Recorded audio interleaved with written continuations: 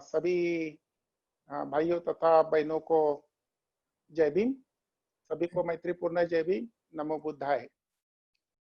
मुझे बड़ी बड़ी खुशी हो रही है कि मैं इस शनिचर के वर्ग में शील समाधि प्रज्ञा इस विषय पर ये प्रवचन देने जा रहा हूँ। आज का जो विषय है वो शील पर प्रवचन देने जा रहा हूँ।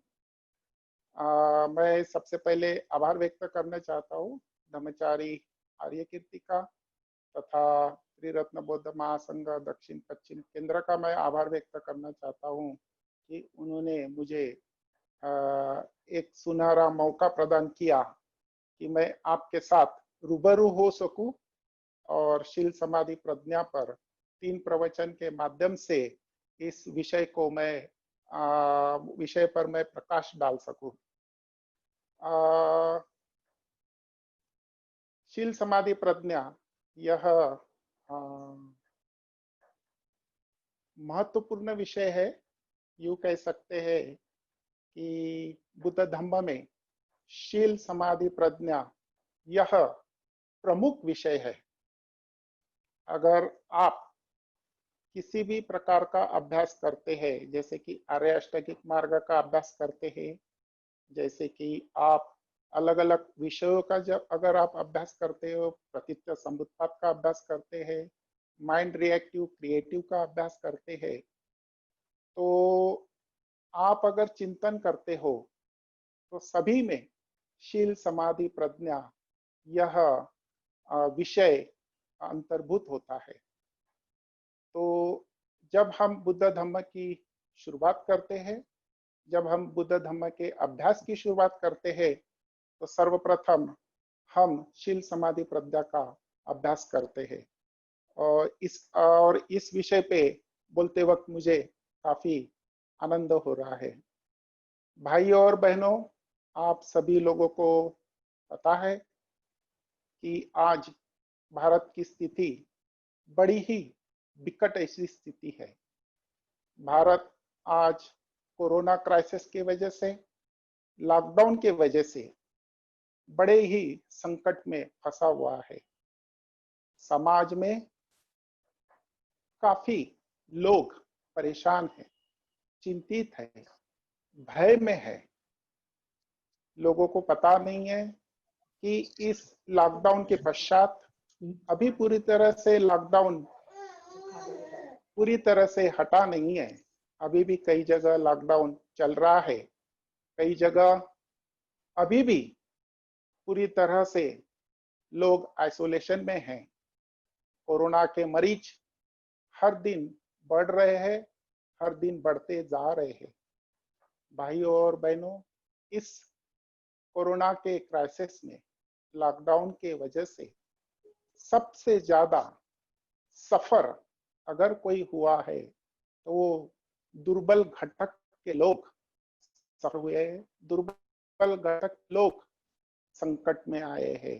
आप सभी को पता है कि जितने भी माइग्रेंट लोग हैं, जो मजदूर है, जो श्रमिक वर्ग है, वे श्रमिक वर्ग सबसे ज्यादा इस परेशानियों से गुजर चुके। सारे जगत में इस कोरोना का संकट छाया हुआ है। भाइयों और बहनों, इस कोरोना के संकट के साथ साथ आप सभी को मैं ये भी बताना चाहता हूं कि जगत में सामाजिक विषमता का भी लोग सामना कर रहे हैं। भारत में भी आज भी आपको बड़ी मात्रा में सामाजिक विषमता दिखाई देती है। इस कोरोना के संकट में सबसे ज्यादा अगर कोई प्रभावित हुआ होगा तो वो है दुर्बल घटक के लोग प्रभावित हुए हैं। अभी ये दुर्बल घटक के लोग कौन है? तो यह एक बहुजन समाज है जो रोजी रोटी कमाकर अपना उदर निर्वाह करते हैं, अपनी आजीविका करते हैं। भाइयों और बहनों, यह सारे बहुजन समाज, यह समाज कौन सा समाज है? यह समाज उच्च वर्णीय समाज नहीं है। यह समाज निचले जाति के वर्ग के लोग हैं। शेड्यूल कास्ट है, शेड्यूल ट्राइब है, दलित लोग हैं, कि जो लोग इस लॉकडाउन की वजह से इस कोरोना के संकट में सबसे ज्यादा प्रभावित हुआ है। यह सामाजिक विषमता भारी मात्रा में अभी उभर कर आ रही है।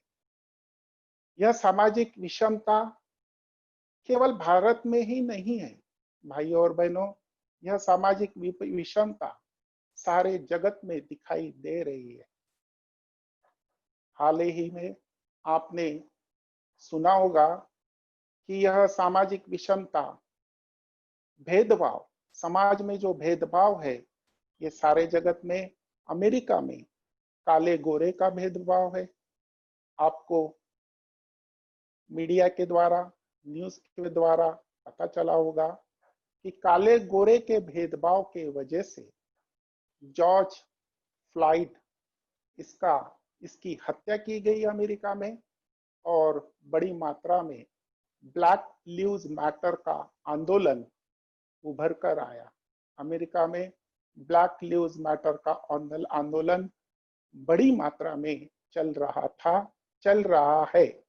केवल अमेरिका में नहीं चल रहा है, तो यूरोप में चल रहा है, इंग्लैंड में चल रहा है, भारत में भी कुछ लोगों ने ब्लैक लिव्स मैटर का आंदोलन किया है। ब्लैक लिव्स मैटर का निषेध किया है और इस सामाजिक विषमता का निषेध किया हुआ है। इसके अलावा स्त्री पुरुष का भेदभाव है। इसके अलावा यूरोप और इंग्लैंड में अगर हम उनका इतिहास देखते हैं, और आज भी वर्तमान में वहां पे क्लास में भेदभाव हुआ करता है, जैसे कि उच्च क्लास, हायर क्लास यानी उच्च वर्ग के लोग, लोअर क्लास यानी निचले वर्ग के लोग कहा जाता है, और लेबर क्लास जैसे कि श्रमिक वर्ग वहां पे कहा जाता है। तो इस प्रकार का भेदभाव आपको यूरोप और इंग्लैंड में भी दिखाई देता है।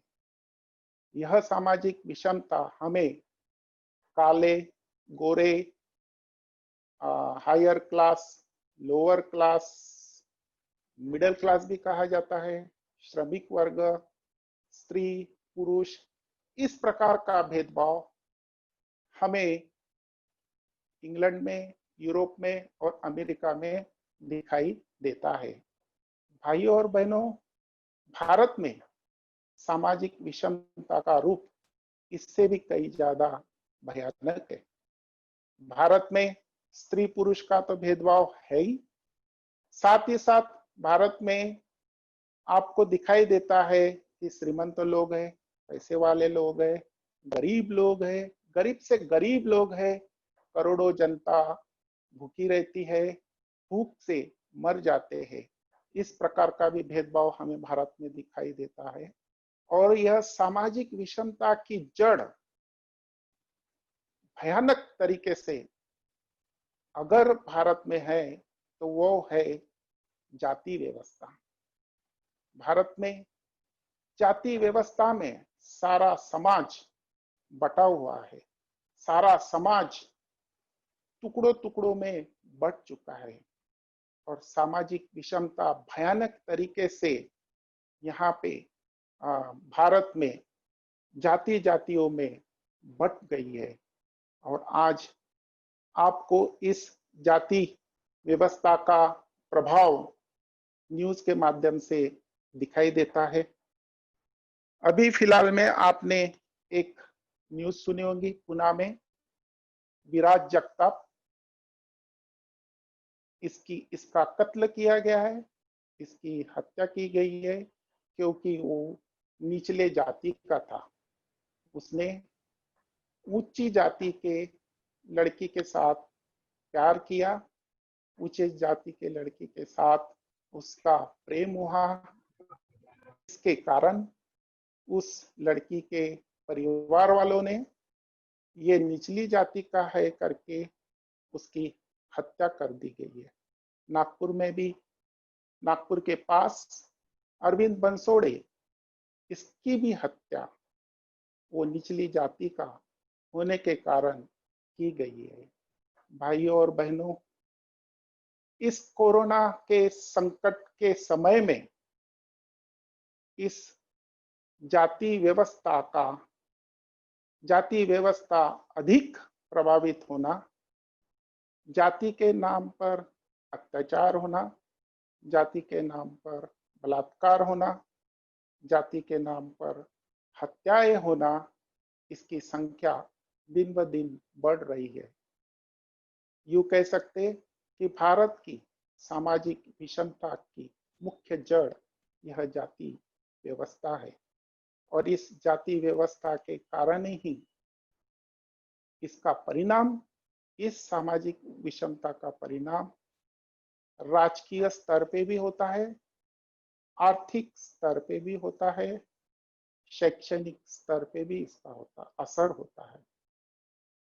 परम पूज्य डॉक्टर बाबा साहेब अम्बेडकर जी ने उनके अपने एक भाषण में, उस भाषण का नाम आपको पता होगा और वो नाम है, उस लेख का नाम है, बाद में उस भाषण को डॉक्टर बाबा साहब अम्बेडकर जी ने लेख के स्वरूप में प्रकाशित किया।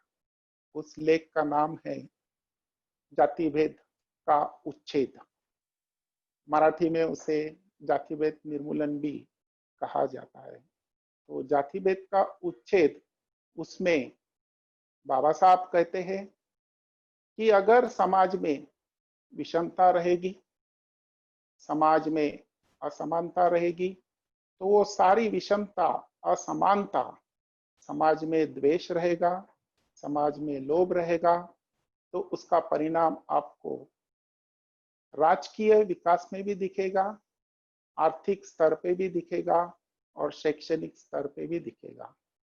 तो सबसे पहले बाबा साहब ये कहते हैं कि हमने हमारे भारत में जो समाज में जाति व्यवस्था का नरक है, इस जाति व्यवस्था के नरक को हमने नष्ट करने का, उच्छेद करने का हमने प्रयास करना चाहिए।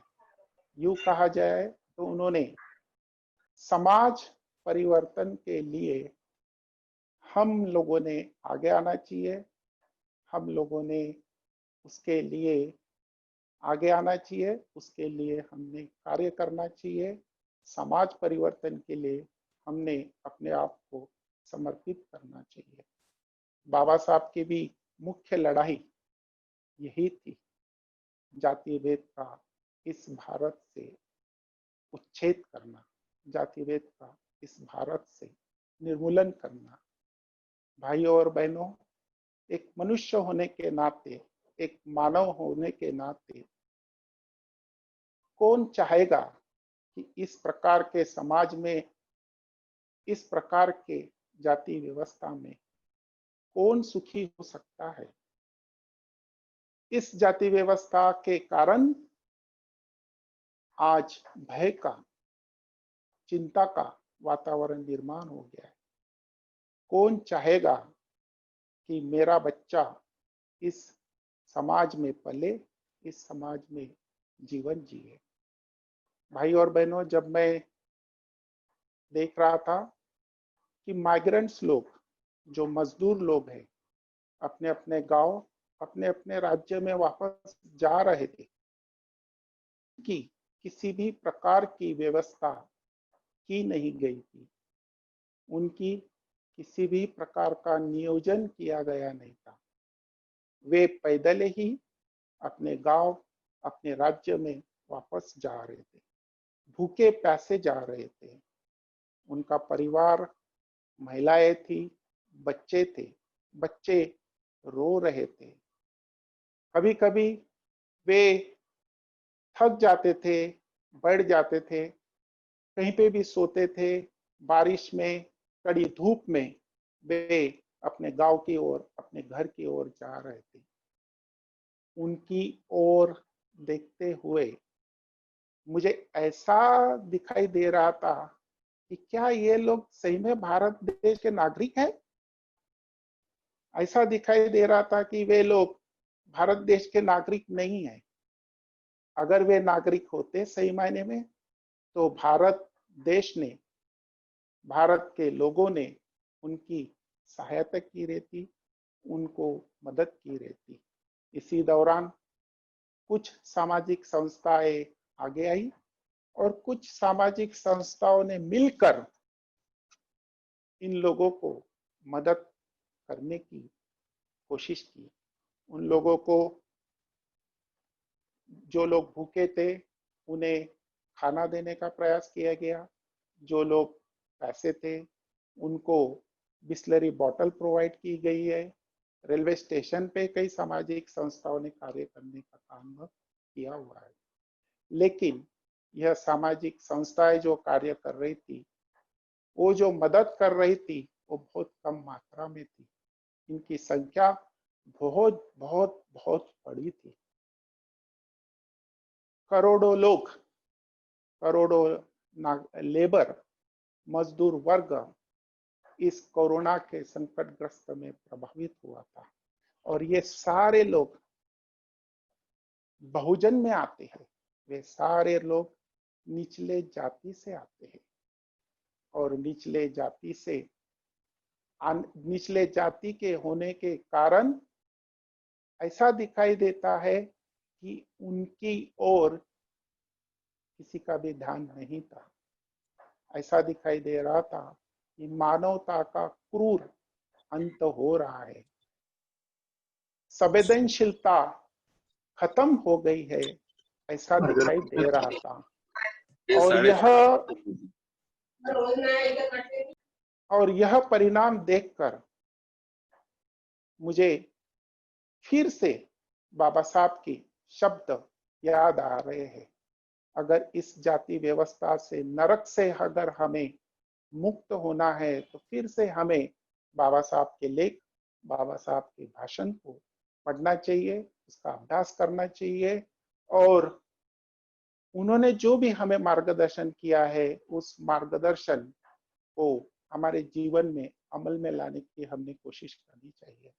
तो आज भाई और बहनों, उनके ही भाषण के कुछ, उनके लेख से, उनके भाषण से ही कुछ बातों के ऊपर मैं प्रकाश डालकर इस विषय को आगे ले जाने की मैं कोशिश करने वाला हूं। अगर ऐसा नहीं है कि यह जाति व्यवस्था नष्ट करने के लिए बाबा साहब ने अपने जीवन में भारी कोशिश की। वे संविधान के निर्माता थे। उन्होंने भारत का संविधान लिखा और उस संविधान में उन्होंने स्पष्ट तौर पर लिखा, क्या लिखा है? स्पष्ट तौर पे संविधान ये कहता है कि धर्म, वंश, जात, लिंग और जन्म स्थान के आधार पर हम भेदभाव नहीं कर सकते। तो संविधान के माध्यम से इस प्रकार का कानून निर्माण किया गया है। भाई और बहनों, संविधान के माध्यम से इस प्रकार का कानून निर्माण होने के बावजूद भी आज भी ऐसी घटनाएं क्यों होती है? कानून कम पड़ रहा है।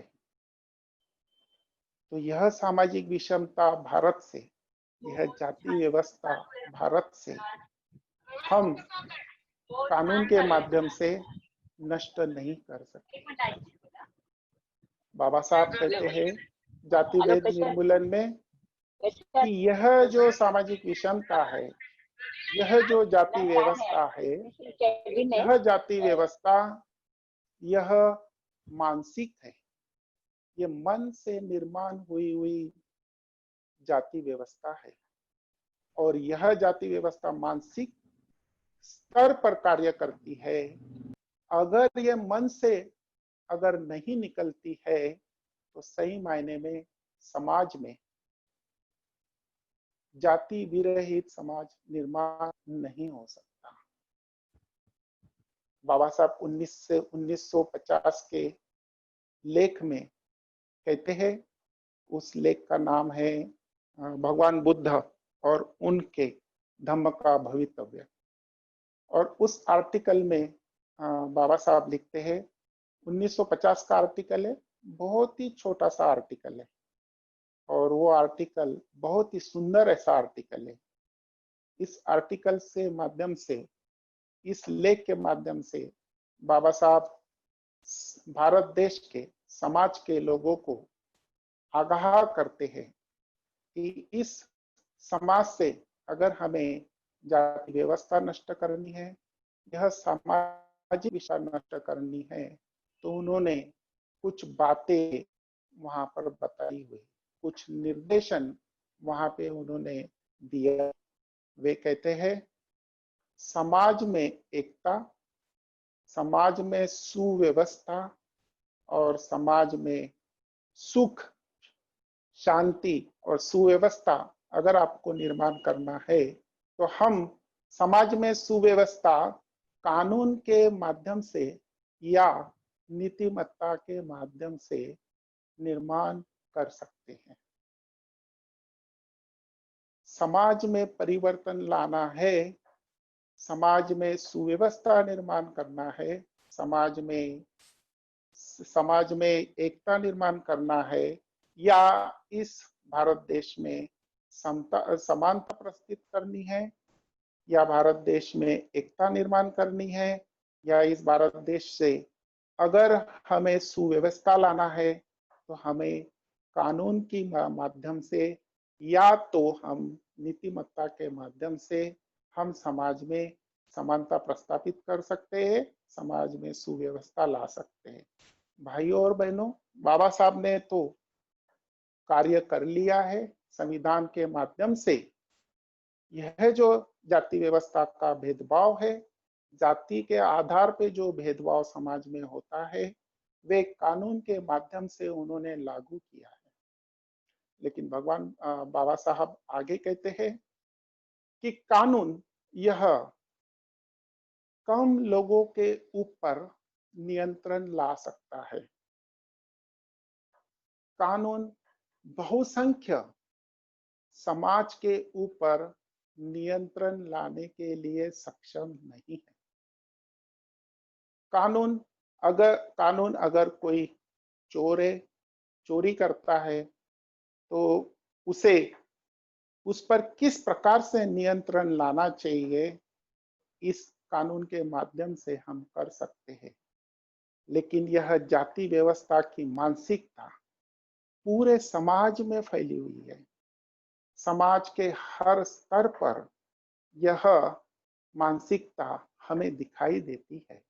तो कानून के माध्यम से जाति व्यवस्था का उच्छेद करना, जाति व्यवस्था को खत्म करना पूरी तरह से आसान नहीं है। इसलिए बाबा साहब कहते हैं कि समाज में सही मायने में एकता, सुव्यवस्था, बंधुता और समानता निर्माण करने के लिए हमें नीतिमत्ता का आधार लेना जरूरी है। नीतिमत्ता के आधार पर ही, नीतिमत्ता के माध्यम से हम इस समाज में सुव्यवस्था ला सकते हैं।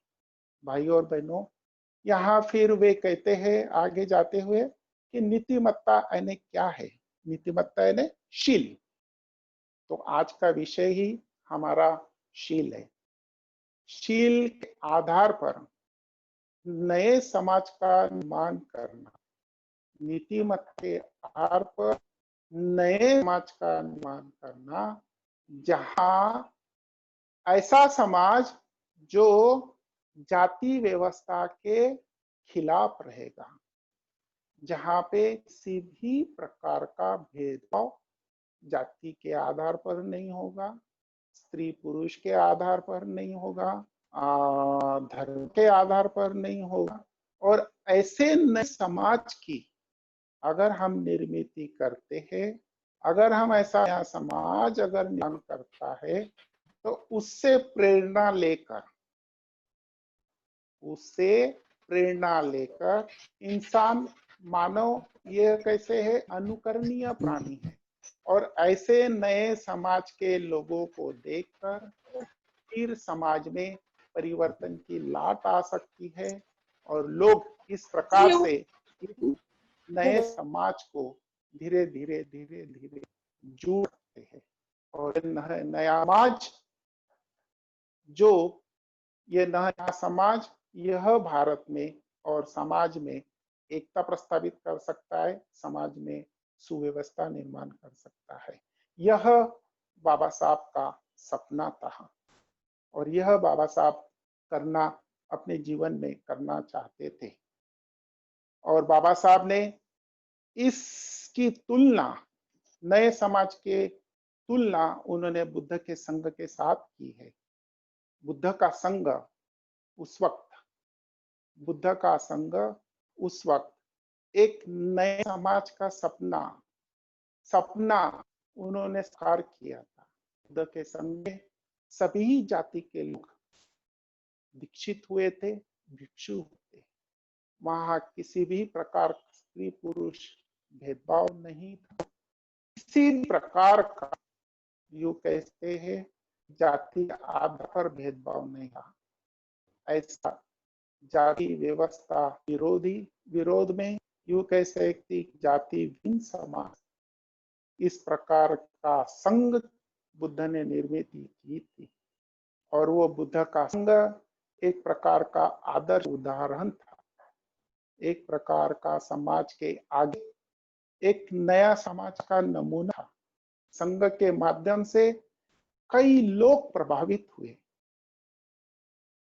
बुद्ध से प्रभावित हुए, और वे संघ में संघं शरणं गच्छामि, बुद्धं शरणं गच्छामि कहकर, बुद्धं शरणं गच्छामि, धम्मं शरणं गच्छामि, संघं शरणं गच्छामि कहकर संघ में पूरी तरह से समर्पित हुआ करते थे।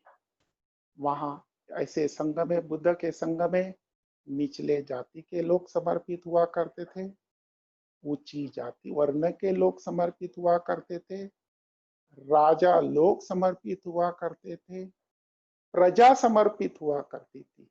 इस तरह से पूरे समाज के आगे बुद्ध का संघ एक आदर्श उदाहरण था। बुद्ध के पश्चात अनेक भिक्षुओं ने, बुद्ध के शिष्यों ने यह कार्य अविरत चालू रखा, सातत्य से चालू रखा। समाज में किसी भी प्रकार का भेदभाव न हो और समाज में एकता और सुव्यवस्था बनाई रहे, इसके लिए भिक्षु सातत्य से कार्यरत रहे। यह इतिहास है। और उस समय आपको पता है कि बुद्ध के बाद कई सालों बाद, धीरे धीरे कई सालों बाद सम्राट अशोक निर्माण हो गए तीसरी शताब्दी में। और सम्राट अशोक का राज्य, यह सबसे बड़ा राज्य था, सबसे बड़ा देश था। उनका राज्य जम्बूद्वीप तक फैला हुआ था, पाकिस्तान अफगानिस्तान तक फैला हुआ था। यहां तक सम्राट अशोक ने श्रीलंका में भी अपने पुत्र और पुत्रियों को, महेंद्र और संघमित्रा को श्रीलंका में भेजकर वहां पे भी अपना बौद्ध धर्म का प्रचार प्रसार किया। और बुद्ध धर्म के माध्यम से पूरे इस जम्बूद्वीप में अपने राज्य का विस्तार किया। और उनका सबसे बड़ा आधार, बुद्ध धर्म के आधार पर उन्होंने राज्य का विस्तार किया। सोने की चिड़िया कहा जाता था उस समय भारत से, सोने की चिड़िया कहा जाता था। इतना सुखी संपन्न भारत का देश हुआ करता था। सारी प्रजा सुख शांति से जीवन व्यतीत करती थी। उस समय उस राज्य में उस समाज में भेदभाव काफी कम प्रमाण में हुआ करता था, क्योंकि बुद्ध धम्म के माध्यम से नीतिमत्ता नीतिमत्ता के माध्यम से सम्राट अशोक ने वहां पे संघ के माध्यम से नीतिमत्ता बहुत ही प्रभावी ढंग से प्रस्थापित किया था और नीतिमत्ता के आधार पर उन्होंने उन्होंने अपने राज्य का विस्तार किया। बुद्ध धम्म के आधार पर राज्य का विस्तार किया, मतलब नीतिमत्ता के आधार पर विस्तार किया। परम पूज्य डॉक्टर बाबा साहेब आम्बेडकर भगवान बुद्ध और उनका धर्म इस ग्रंथ में वे लिखते हैं कि धम्म यानी नीतिमत्ता, नीतिमत्ता यानी धम्म। नीतिमत्ता यह हर एक इंसान को सिखाती है कि वे मनुष्य करके दूसरे मनुष्य के साथ कैसा व्यवहार करना चाहिए, कैसा संपर्क स्थापित करना चाहिए, यह नीतिमत्ता सिखाती है। केवल व्यवहार नहीं, केवल संवाद नहीं, तो उचित व्यवहार, उचित संवाद एक मनुष्य ने दूसरे मनुष्य के साथ कैसे करना चाहिए, एक मनुष्य ने दूसरे मनुष्य के साथ कैसा उचित आचरण करना चाहिए, यह शिक्षा जो सिखाती है उसे धम्म कहा जाता है। और धम्म यानी नीतिमत्ता, नीतिमत्ता यानी धम्म। ऐसे नीतिमत्ता के आधार पर उस समय सम्राट अशोक ने राज्य का विस्तार किया, बुद्ध धम्म के आधार पर राज्य का विस्तार किया। और वो सपना था कि जो सपना बाबा साहब ने देखा था कि ऐसे नए समाज की निर्मित करने की उनकी मनीषा थी, उन्हें दिल से लगता था। वे स्वयं जाति के नरक की यातना से गए थे, उन्हें पता था कि ये नरक की यातना कितनी भयानक होती है। और इस भयानक यातनाओं में उन्होंने देखा था कि करोड़ों लोग जल रहे, करोड़ों लोग इस नरक यातना में जीवन जी रहे हैं। वे चाहते थे कि इस नरक यातना से इन सारे लोगों को मैं मुक्त कर सकूं। भाइयों बहनों, आज भी हम देखते हैं कि यह नरक यातनाएं, इस नरक यातना में करोड़ों लोग जल रहे हैं, करोड़ों लोग इस नरक यातना में फंसे हुए हैं और करोड़ों लोग दर्द में हैं, दुख में हैं। हम केवल देख रहे हैं, हमारे में जो संवेदनशीलता होनी चाहिए उनके प्रति वे कम मात्रा में दिखाई देती है। उस तरह का आंदोलन अभी नहीं रहा कि जिस आंदोलन के माध्यम से बाबा साहब की इस मिशन को, बाबा साहब के इस मिशन को हम आगे लेके जा सके। कुछ सामाजिक संस्थाएं बाबा साहब से प्रेरणा लेकर, कुछ सामाजिक संस्थाएं इस प्रकार का कार्य कर रही है, लेकिन मेरे ध्यान में आया है कि वे बहुत कम मात्रा में है। उसे बहुत बहुत बड़ी मात्रा में हमें इसका ये कार्य करने की आवश्यकता है। अन्यथा आज बहुजन समाज धीरे धीरे वापस उस नरक यातना में जा रहा है, उस जा रहा है। हमें सजग होने की आवश्यकता है। आज लॉकडाउन के पश्चात भी लोगों के पास रोजगार नहीं है। किन लोगों के पास रोजगार नहीं है? जो लोग निचले जाति के हैं, जो लोग शेड्यूल कास्ट है, शेड्यूल ट्राइब है, उनके पास ही रोजगार नहीं है। जो बहुजन समाज है उनके पास रोजगार नहीं है। गरीब फिर से गरीब होते जा रहा है और गरीबी का सीधा सीधा असर शिक्षा पे हो रहा है। कई लोग धीरे धीरे शिक्षा से वंचित हो गए। अगर शिक्षा से अगर वो वंचित हो गए तो फिर से गरीबी आएगी, फिर से लोग गुलामी की ओर जाएंगे। बाबा साहब ने कहा था कि शिक्षा यह शेरनी का दूध है, शिक्षण हे वाघिणीचं दूध आहे, जो भी इसे पिएगा शेर के जैसे वो दहाड़ेगा। अगर इसी शिक्षा के ऊपर अगर प्रहार हो रहा होगा इस गरीबी का, तो आने वाली पीढ़ी और भी कमजोर हो जाएगी, वो दहाड़ना बंद करेगी। भाई और बहनों, इस प्रवचन के माध्यम से आप सभी को मैं आगाह करना चाहता हूं, क्या इस प्रकार की समाज में हमारे बच्चों का भविष्य क्या होगा?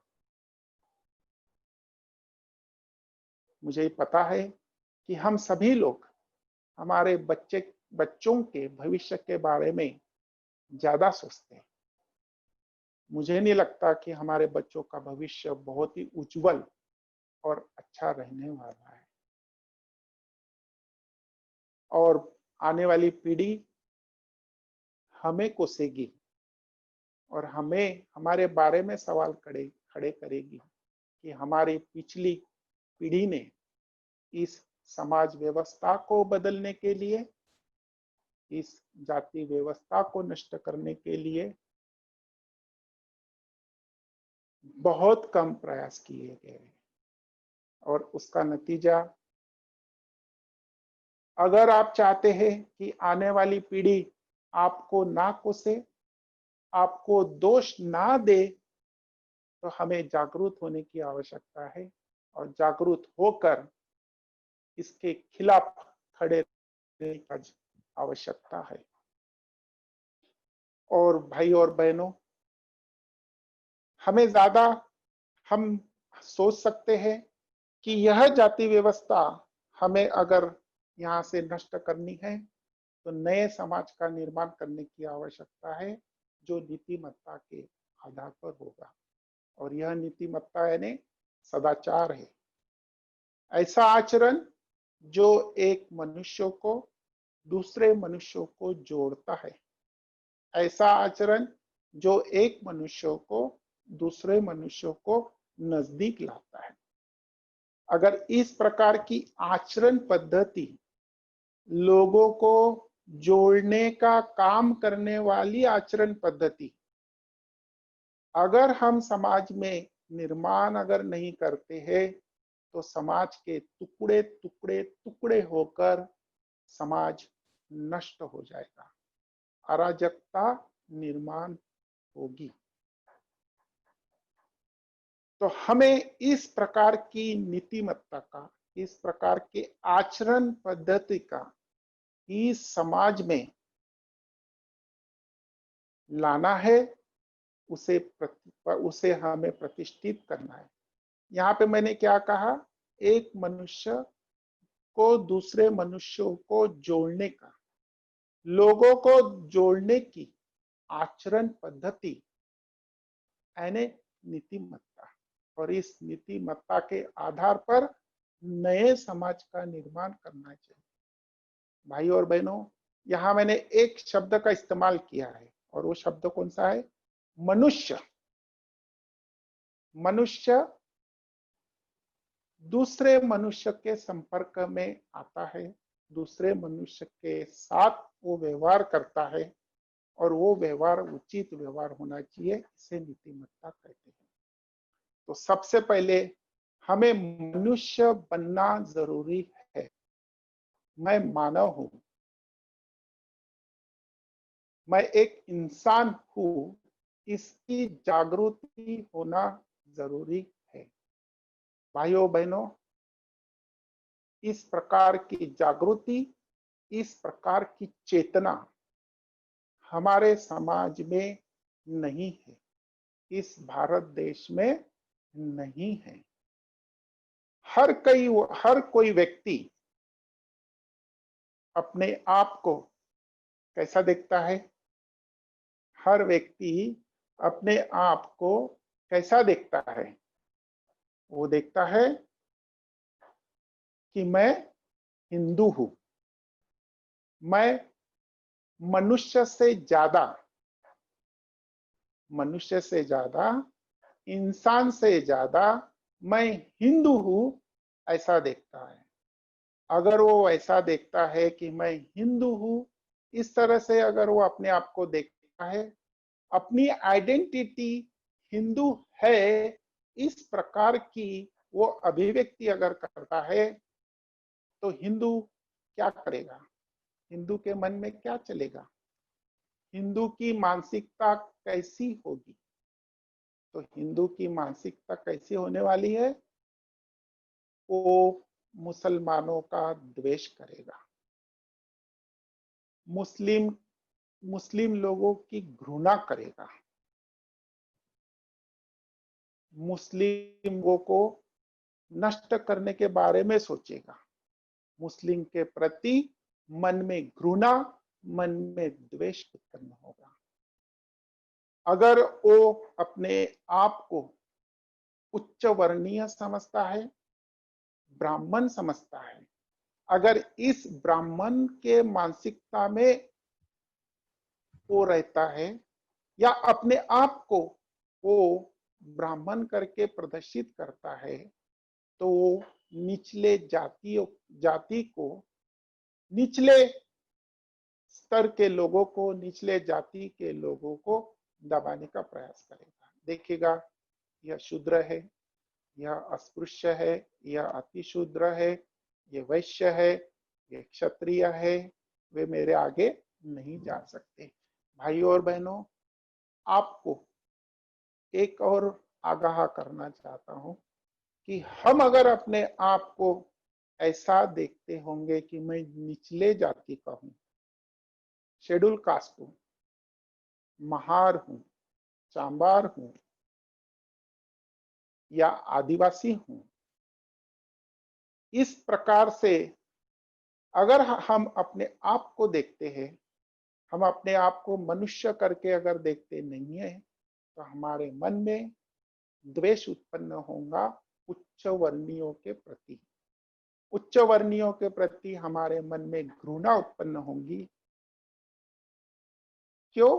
कि उन्होंने हमारे ऊपर इतना अत्याचार किया है इतिहास में, उनके पूर्वजों ने हमारे ऊपर अत्याचार किया है, हमारी हत्याएं की है, आज भी हत्याएं हो रही है, तो हमारे मन में उनके प्रति घृणा निर्माण होगी, उनके प्रति हमारे मन में द्वेष निर्माण होगा। भाइयों और बहनों, गुस्सा आना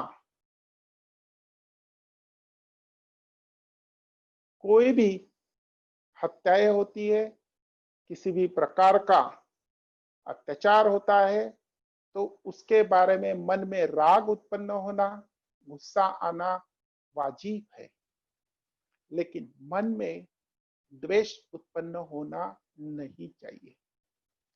खास तौर पे इस प्रकार का द्वेष उत्पन्न होना नहीं चाहिए कि एक पूरे कम्युनिटी के, पूरे कौम के खिलाफ मन में द्वेष उत्पन्न अगर होता है, तो समाज में एकता और समाज में सुव्यवस्था निर्माण नहीं हो सकती है।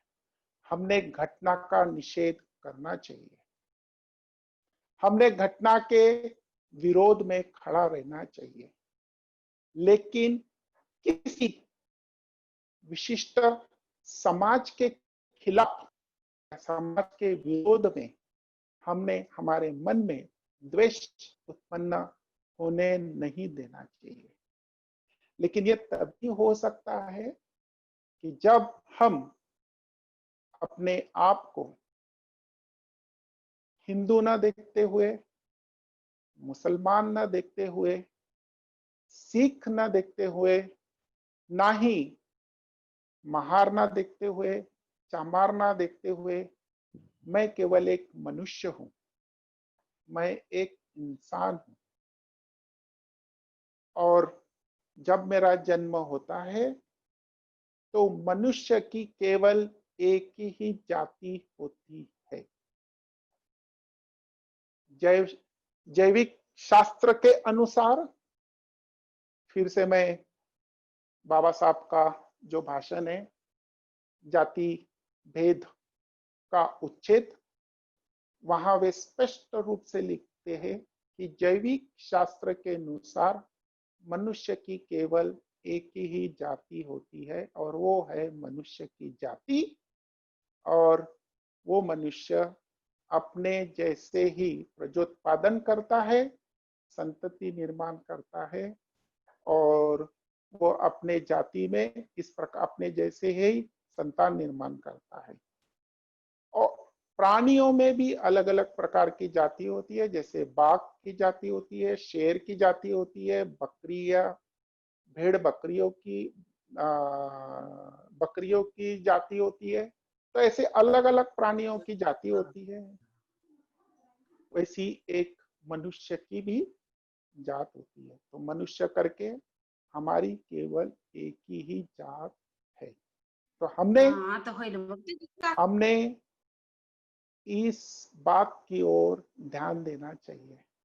हमारे मानसिकता में हमें पूरी तरह से यह सोच मजबूत करनी चाहिए कि मनुष्य करके मेरी केवल एक ही जात है, मैं इंसान हूं। और जब हमारी इस प्रकार की मानसिकता निर्माण होती है, तब हमारे मन में दूसरे मनुष्य के प्रति अनुकंपा जागृत होती है। दूसरे मनुष्य के प्रति, दूसरे इंसान के प्रति, चाहे वो पुरुष रहे, चाहे वो महिला रहे, चाहे वो काला रहे, चाहे वो गोरा रहे, चाहे वो गरीब रहे, चाहे वो पैसे वाला रहे, चाहे वो सूट बूट में रहे, चाहे वो धोती पे रहे, कोई मायने नहीं रखता है। जब हम मनुष्य करके मनुष्य की चेतना का अनुभव करते हैं, तो हम दूसरे व्यक्ति को, आगे वाले व्यक्ति को हम मनुष्य करके देखते हैं। उसके प्रति हमारे मन में संवेदनशीलता का भाव निर्माण होता है, उसके प्रति हमारे मन में सद्भावना निर्माण होती है। इस स्तर को ह्यूमन कॉन्शियसनेस कहा जाता है।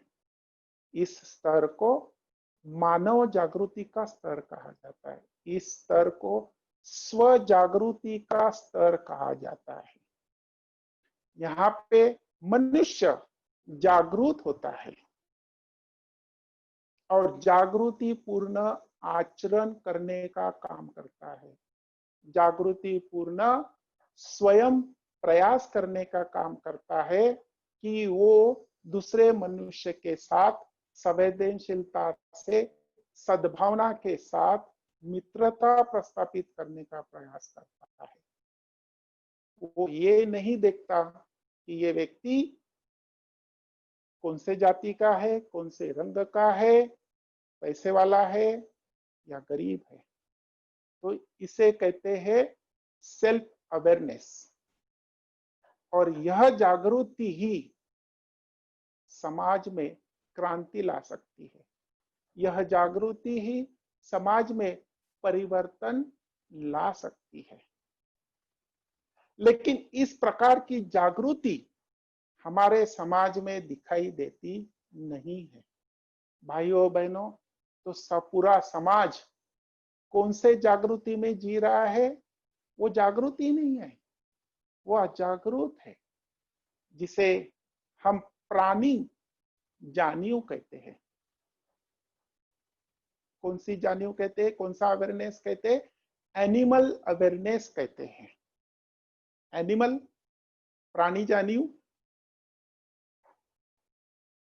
इस चेतना में, एनिमल की चेतना में, इस प्राणी जानियो में हम प्राणी के जैसे व्यवहार करते हैं। हम पूरी तरह से अजागरूक होते हैं। आपने कभी अनुभव किया होगा, अगर आप देखते हैं किसी प्राणी को, गौर से देखो, अगर आपके घर के आसपास बैल होगा, गाय होगी, भैंस होगी, उनके व्यवहार को देखने का प्रयास कीजिए। उनकी जो सोच होती है, उनकी जो जागृति होती है, बहुत ही संकुचित होती है, बहुत ही छोटी होती है। लगभग उस जागृति को अजागृति की ही अवस्था कहा जाता है। तो उनकी जागृति कैसी होती है? किसी भी प्राणी के तरफ देखिए आप।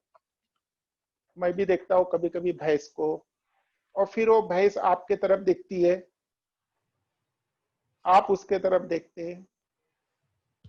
आप सोच के देखो कि भैंस आपके तरफ देखकर क्या सोचती होगी। भैंस आपके तरफ देखकर क्या सोचती होगी? ऑफ कोर्स भैंस आपके तरफ देखकर यही सोचती होगी, क्योंकि वो बहुत ही संकुचित उसकी जागृति है। वह हर बार यही सोचती है कि यह कौन है आगे, क्या मैं इसे खा सकता हूं, क्या इससे खाकर मेरा पेट भर सकता है? इतनी संकुचित उसकी जागृति होती है भैंस की। और वो सोचती है कि ये खाने लायक है या नहीं, अगर उसे भूख लगी होगी तो। और दूसरी जागृति उनकी सोच कितनी छोटी होती है, वो क्या सोच सकती है? वो ये सोचती है कि क्या मुझे इससे खतरा है? नहीं। अगर उससे महसूस होता है कि इससे मुझे खतरा है, अगर आप ऐसी हरकतें करते हो कि जिससे उसे डर लगे, तो वो भाग जाती है। तो भाई और बहनों, प्राणी, एनिमल कॉन्शियसनेस, जिसे हम प्राणियों की जागृति कहते हैं, प्राणी जानियो कहते हैं, वे लगभग बहुत ही कम मात्रा में वे जागृति होते हैं। उनकी काफी संकुचित ऐसी जानी होती है, जागृति होती है, सोच होती है, और उतना ही वे जीवन जीते हैं। और भाइयों बहनों, हमारा समाज इस कॉन्शियस में, इस चेतना में, प्राणी जानियों में, इस एनिमल के अवेयरनेस में, इसी स्तर पे हमारा समाज जी रहा है। हमें उन्हें जगाना है, हमें उन्हें जागरूक करना है, हमें उन्हें स्व जागृति की ओर लेके जाना है। भाई और बहनों, आप एनिमल नहीं है, आप प्राणी नहीं है, आप सोच सकते हो, आप प्राणियों के ज्यादा भी सोच सकते हो। आप में सत विवेक बुद्धि है। आप अपनी बुद्धि को जागरूक कीजिए। सद्विवेक बुद्धि से बुद्धि को जागरूक करके सोचिए, खुली आंखों से देखिए, जो आपके आसपास, आपके समाज में हो रहा है, उसे जागरूक होकर देखिए। क्या सच है, क्या गलत है? भाई और बहनों, मनुष्य और प्राणी के बीच में यही एक इतना फर्क है कि इंसान प्राणी से ज्यादा अच्छा सोच सकता है, अन्यथा मनुष्य भी एक प्रकार का प्राणी है, जानवर है। जो भैंस है, गाय है, बकरी है, उसी प्रकार का मनुष्य भी एक प्राणी है। लेकिन मनुष्य तब मनुष्य हो सकता है जब उसे जानी होती है, जागृति होती है कि मैं एक मनुष्य हूं, जिसे कहते हैं स्व जागृति। वो केवल अपने आप को मनुष्य करके ही देखता है। वो अपने संकुचित प्रवृत्ति से ऊपर उठकर विशाल मन को देखने की कोशिश करता है। मनुष्य करके अपने मन को देखने की कोशिश करता है, और उसकी वहां से स्व जागृति के वजह से, स्व जागृत होने के वजह से वहां से उसकी शुरुआत होती है, क्रांति की शुरुआत होती है। फिर वो मनुष्य करके दूसरे मनुष्य के साथ सद्भावना से पेश आता है, मैत्री के साथ पेश आता है। और भाइयों और बहनों, केवल स्व जागृति से ही इस जाति व्यवस्था का उच्छेद होने वाला नहीं है। स्व जागृति की वजह से हम सोच सकते हैं कि मैं इस जाति व्यवस्था का पालन नहीं करूंगा। स्व जागृति की वजह से सोच सकता है कि मैं किसी भी जाति का नहीं हूं, किसी भी धर्म का नहीं हूं, किसी भी वंश का नहीं हूं। मेरा एक ही वंश है और वो है मनुष्य का। लेकिन समाज तो सो रहा है। अगर वो केवल अपने ही बारे में सोचेगा, केवल स्व के बारे में ही सोचेगा, तो वहां पे अपने स्व से वो आसक्त हो सकता है। केवल स्व जागृति से ही काम चलेगा नहीं, उसे हमारे स्व के ऊपर उठने की आवश्यकता है। हमारा स्व, स्व की जो आसक्ति है वो हमें कम करने की आवश्यकता है। वो जागरूक हो गया, उसे लगा बस अभी मैं जागरूक हो गया, मैं अभी ठीक हो गया, मेरा मेरा सब कुछ, मैं सुख से हूँ, आनंदित है। लेकिन समाज अगर नरक यातना में है, समाज अगर नरक यातना में जल रहा है, तो वो स्वस्थ नहीं बैठेगा। वहां उसे हमारा स्व कम करना पड़ेगा। स्व जागृति से उसे लोकोत्तर जागृति के ओर जाने के लिए प्रयास करना चाहिए। लोकोत्तर जागृति क्या होती है? वो इस प्रकार की जागृति होती है, तो वो केवल अपना ही सोचता नहीं है, अपना ही केवल अपने में केवल स्वयं का ही विकास वो देखता नहीं है, केवल स्वयं में परिवर्तन हो इस प्रकार की सोच रहती नहीं है। तो वो दूसरों में भी परिवर्तन होना चाहिए, समाज में परिवर्तन होना चाहिए, समाज में बदलाव लाना चाहिए। इस प्रकार की सोच को निर्माण करता है, और इस प्रकार की सोच निर्माण करके समाज परिवर्तन के लिए, समाज की विषमता, समाज की व्यवस्था में बदलाव लाने के लिए अपने आप को समर्पित करता है, और इस मिशन के लिए अपने आप को समर्पित करता है, अपने आप को कटिबद्ध करता है, अपने आप को प्रतिज्ञाबद्ध करता है। और इस कटिबद्धता को, इस प्रतिज्ञाबद्धता को बोधिसत्व की प्रतिज्ञा कहते हैं। जिस प्रकार से बाबा साहब ने प्रतिज्ञा ली थी, जिस प्रकार से बाबा साहब ने अपने आप को कटिबद्ध किया था। आपको याद होगा, बड़ौदा का उदाहरण आपको याद आ रहा होगा कि बड़ौदा में जब वो अपना स्वयं का पुराना नाम बदलकर पारसी नाम धारण करके, और पारसी नाम धारण करके वे पारसी के घर में किराए से रहते थे। वे परदेश से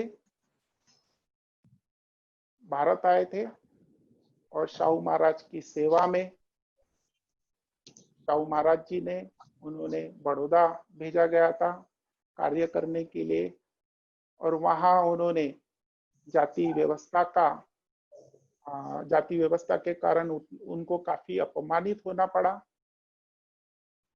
इसलिए उन्होंने जाति व्यवस्था उस समय काफी कार्यरत थी, और वो कार्यरत होने के कारण उन्हें पता चला उन्हें रहने के लिए जगह नहीं थी। मैं पूरी पूरी कथा बताने वाला नहीं हूँ, आप सबको पता है।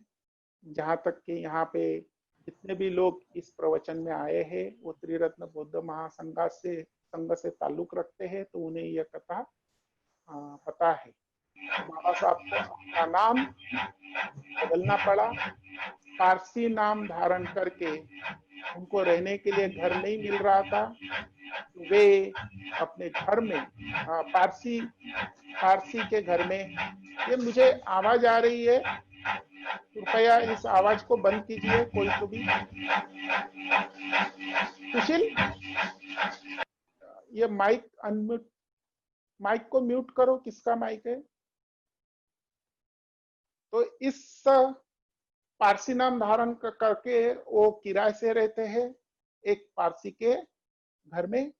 लेकिन जब उस पारसी को पता चलता है कि ये डॉक्टर बाबा साहब ये पारसी नहीं है, ये महार जाति के हैं, तब वो पारसी व्यक्ति उनका सामान निकाल कर बाहर फेंक देते हैं और उनको घर से बाहर निकाल देते हैं।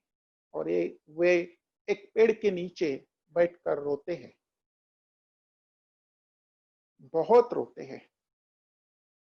और रोते हुए वे सोचते हैं, मैं इस भारत देश का सबसे उच्च शिक्षित ऐसा व्यक्ति हूं, मैं इस भारत देश का सबसे ज्यादा उच्च शिक्षित ऐसा व्यक्ति हूं। मैं महार जाति में मेरा जन्म हुआ, और इस जाति व्यवस्था के कारण मेरा इतना बुरा हाल है, तो मेरा समाज, यह मेरे समाज का जो अशिक्षित है, जो पढ़ा लिखा नहीं है, और जो शिक्षित नहीं है, अनपढ़ है, गवार है, गरीब है, मजदूर है, ऐसे समाज का हाल कैसा होगा, यह सोचकर बाबा साहब उस वक्त रोते हैं। और वहां वे प्रतिज्ञा करते हैं। कौन सी प्रतिज्ञा करते हैं? कि जब तक मैं मेरे समाज का उद्धार नहीं कर सका, मैं मेरे समाज का उद्धार नहीं कर सका, तो मैं अपने आप को गोली मार दूंगा।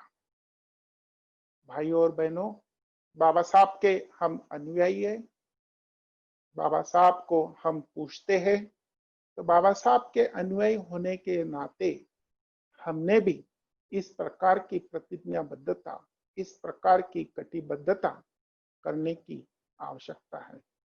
हमने भी अपने आप को समाज व्यवस्था में आमूलाग्र परिवर्तन लाने के लिए अपने आप को झोंक देना है। इस जाति व्यवस्था का इस देश से उच्छेद करने के लिए अपने आप को झोंक देना है। सभी प्रकार की सामाजिक विषमता को नष्ट करने के लिए अपने आप को कटिबद्ध करना है। इसलिए हमने हमारे स्वार्थ के ऊपर उठने की कोशिश करनी चाहिए। हमने हमारा सेल्फलेस, निस्वार्थ भाव से, कौन सी निस्वार्थ भाव से हमने समाज परिवर्तन के लिए अपने आप को झोंक देना चाहिए। अगर और बाबा साहब के मिशन को हमने अपने आप को समर्पित करना चाहिए, तभी जाके बाबा साहब का जो सपना है, नया सपना, नए समाज की निर्मित करने के लिए नया समाज हम निर्माण कर सकते हैं। त्रिरत्न बौद्ध महासंघ सहायक गण की ओर से इस प्रकार का प्रयास हम जारी है, जहां हम कर रहे हैं। लेकिन त्रिरत्न बौद्ध महासंघ की ओर से जो प्रयास चल रहा है वो बहुत ही कम मात्रा में चल रहा है। भारत में यह कार्य और भी परिणामकारकता से करने की आवश्यकता है। भाइयों और बहनों, हम जब मनुष्य करके अपने आप को देखते हैं तो यहाँ से हमारी क्रांति की शुरुआत होती है, स्व जागृति की शुरुआत होती है। यहाँ मैं एक वाकया बताना चाहता हूँ कि इस मिशन को आगे लेके जाने के लिए हम क्या कर सकते हैं, यह मैं आगे के प्रवचन में बताने की कोशिश कर रहा हूँ। सबसे पहले हमें अपने आप को कटिबद्ध होना जरूरी है, हमें अपने आप को प्रतिज्ञाबद्ध होना जरूरी है बाबा साहब के मिशन के प्रति। नए समाज का निर्माण करने का जो सपना बाबा साहब ने देखा है, नए समाज की निर्मित नीतिमत्ता के आधार पर नया समाज के निर्माण करने का सपना जो है, इसके प्रति अपने आप को कटिबद्ध करना है, अपने आप को प्रतिज्ञाबद्ध करना है। अगर हम कटिबद्ध नहीं होंगे, अगर हम प्रतिज्ञाबद्ध नहीं होंगे तो हम आगे प्रयास नहीं कर सकते, एफर्ट्स नहीं कर सकते हैं।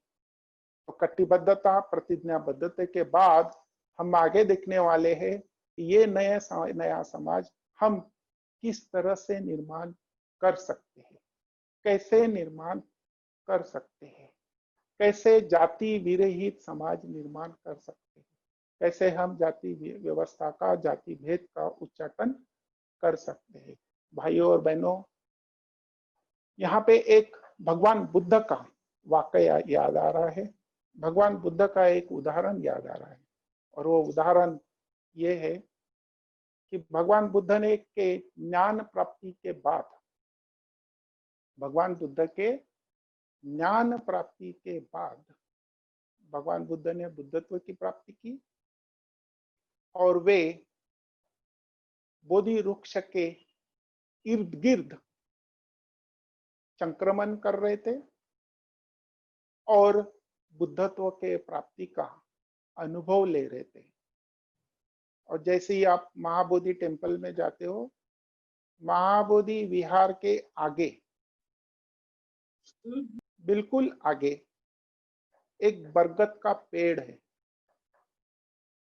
उस बरगद के पेड़ के साथ बुद्ध की पहली भेंट एक ब्राह्मण से होती है और ब्राह्मण से वे वार्तालाप करते हैं और ब्राह्मण उन्हें सवाल करते हैं, कई सारे सवाल करते हैं।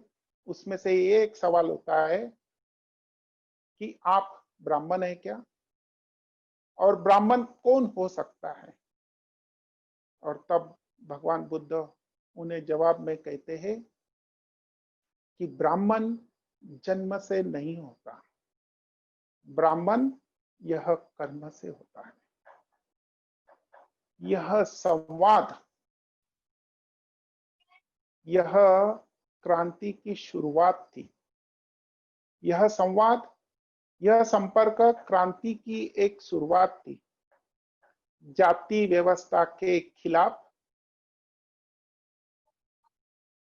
जाति व्यवस्था के खिलाफ बुद्ध की वो शुरुआत थी। ब्राह्मण की परिभाषा को ही उन्होंने वहां पे बदल डाला। ब्राह्मण यानी सर्वश्रेष्ठ व्यक्ति, ब्राह्मण सर्वश्रेष्ठ व्यक्ति।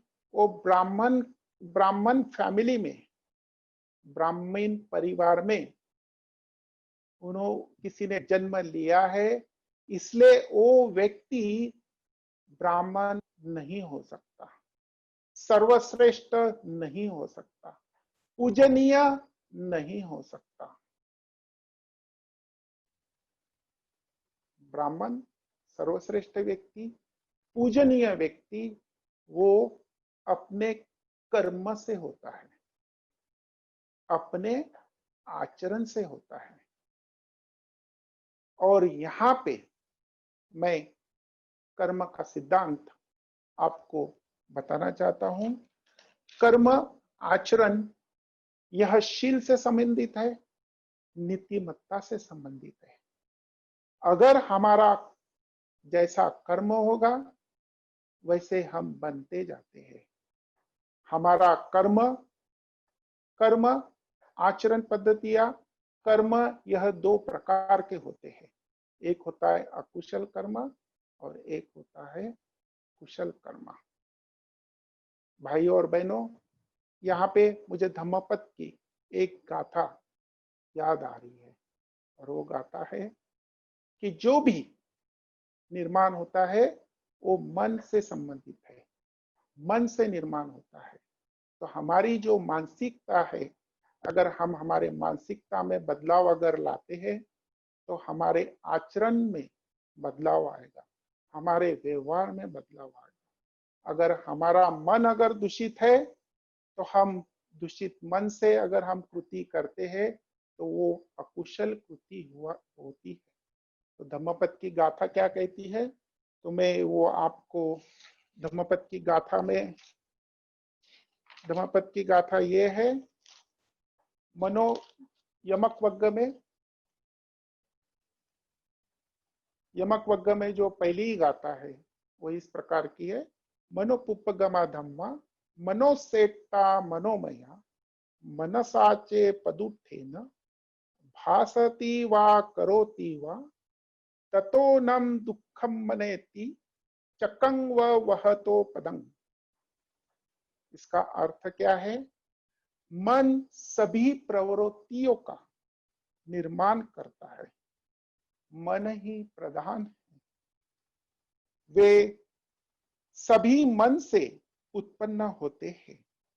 यदि कोई दूषित मन से वचन बोलता है या कर्म करता है तो दुख उसका अनुसरण उसी प्रकार करता है जिस प्रकार गाड़ी का चक्का या पहिया बैलों के पैरों के पीछे हो रहता है।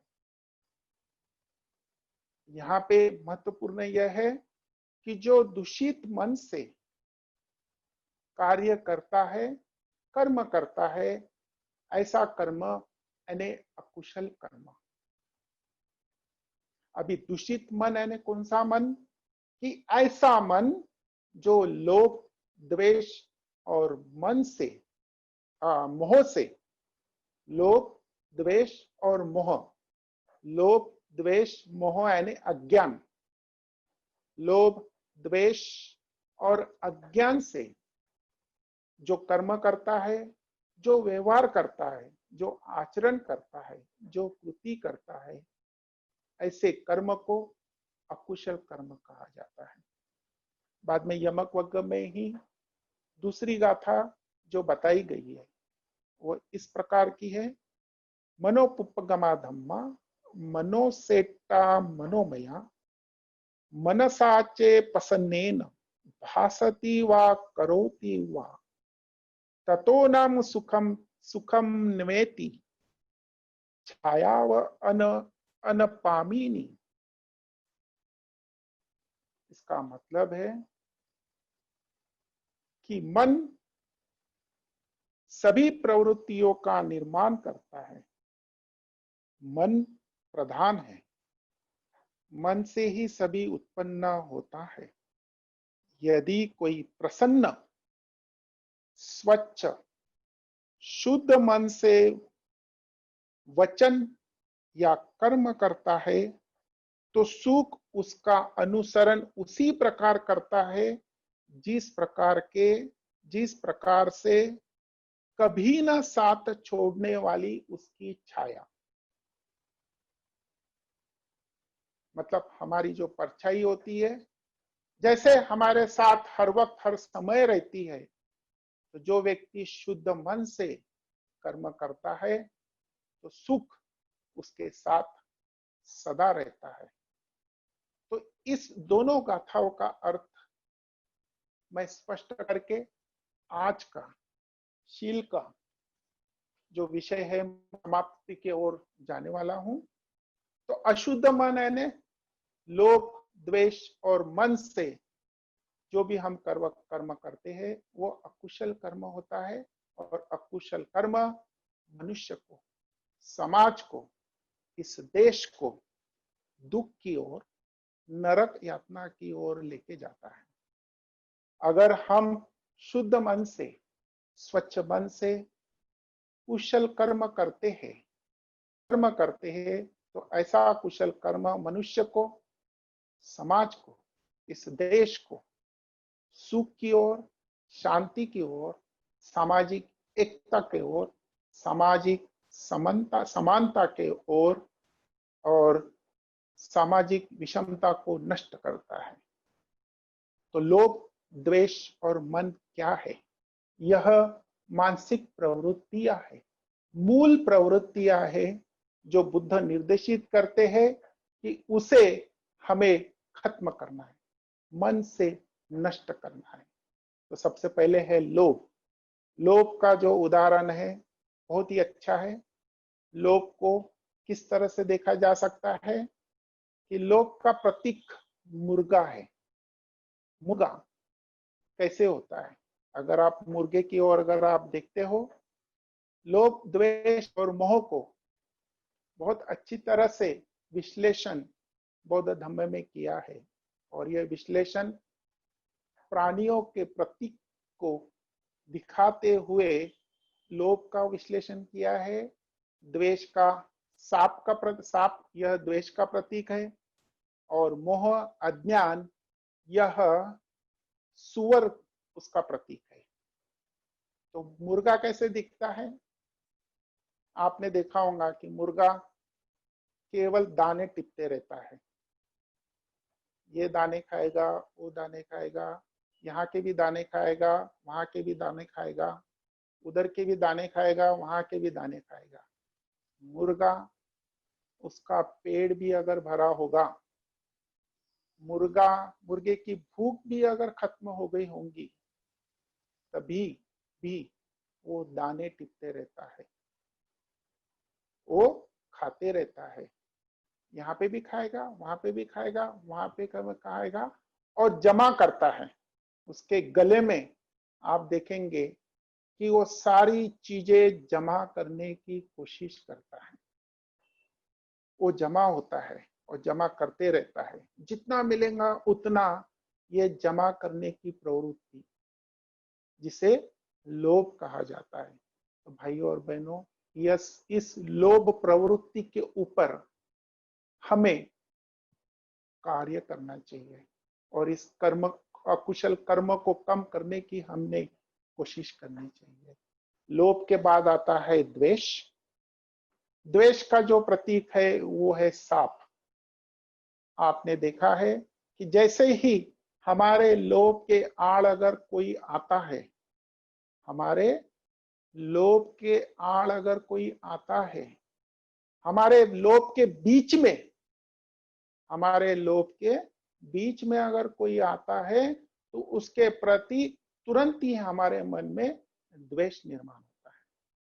और सांप ऐसा प्रतीक है कि आपको सांप को देखते हुए ही आपके मन में डर उत्पन्न होता है।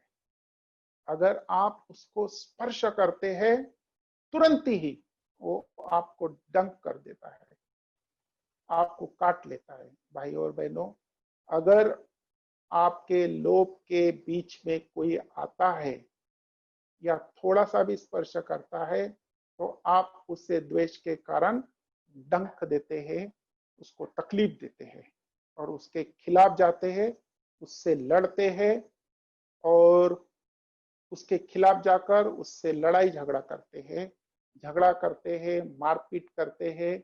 और द्वेष की प्रवृत्ति इतनी खतरनाक होती है कि समाज में अराजकता निर्माण हो सकती है, क्राइम बढ़ सकता है। इस द्वेष के प्रवृत्ति के ऊपर कार्य करने की आवश्यकता है।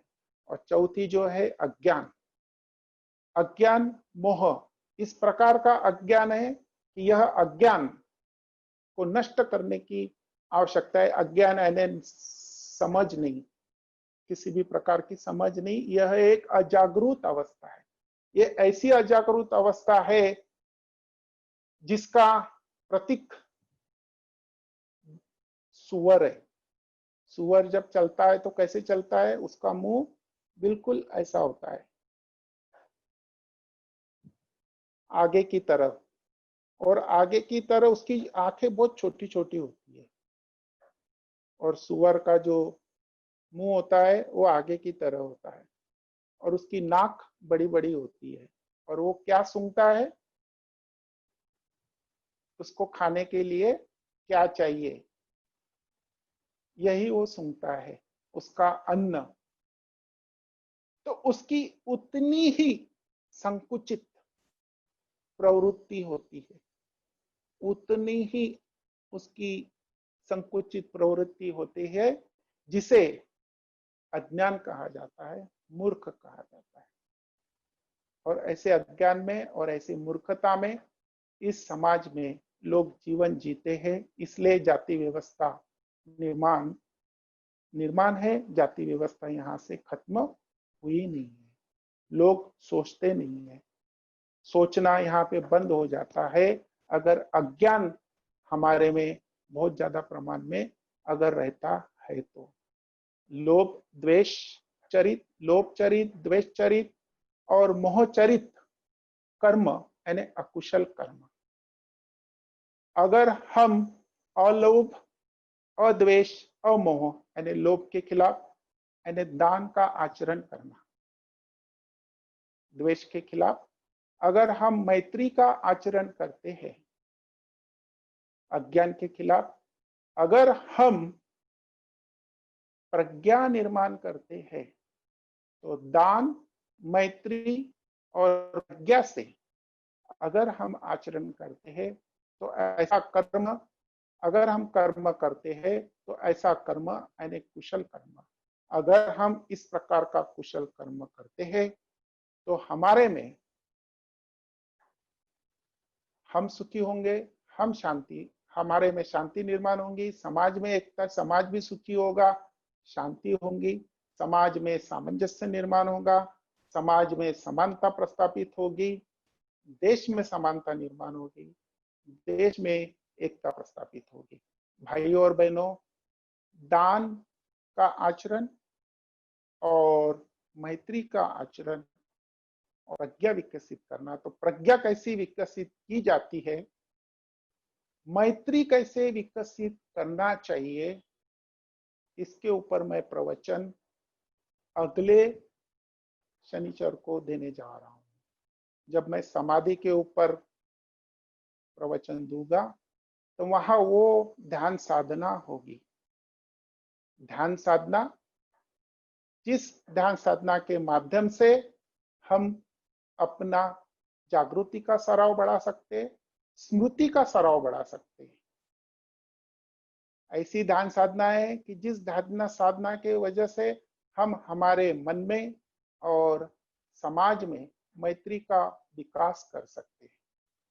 तो स्मृति और मैत्री का विकास कैसे करना चाहिए, यह मैं आने वाले शनिचर को प्रवचन के माध्यम से इसमें प्रकाश डालने की कोशिश करने वाला हूँ। और तीसरे प्रवचन में प्रज्ञा कैसी विकसित करनी चाहिए, इसके ऊपर मैं प्रकाश डालने वाला हूं और इसके ऊपर मैं प्रवचन देने वाला हूं। तो इस तरह से हम नए समाज का निर्माण करने के लिए आपके ध्यान में आया होगा कि केवल नीतिमत्ता के आधार पर हम नए समाज की निर्मित नहीं कर सकते हैं। तो नीतिमत्ता के साथ साथ समाधि, शील, समाधि और प्रज्ञा की भी आवश्यकता है।